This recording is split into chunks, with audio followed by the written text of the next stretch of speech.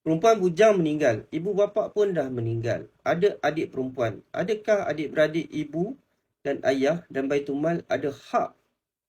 Terima kasih tuan. Okey. Kalau saya percaya soalan ni, yang meninggal tu adalah bujang perempuan dan dia ada seorang adik-beradik lah.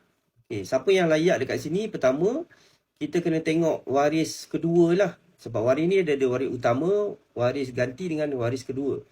Saya tengok yang waris utama dengan waris ganti ni macam tak ada kaitan. Waris kedua ni, kita kena semak dulu bapa saudara sebelah bapa lah. Dia ada ke tak ada? Lepas tu pula, kalau tak ada tak bapa saudara sebapa daripada ayah juga? Kalau dua orang ni tak ada, baru pergi dekat sepupu. Iaitu daripada anak pakcik yang seibu sebapa.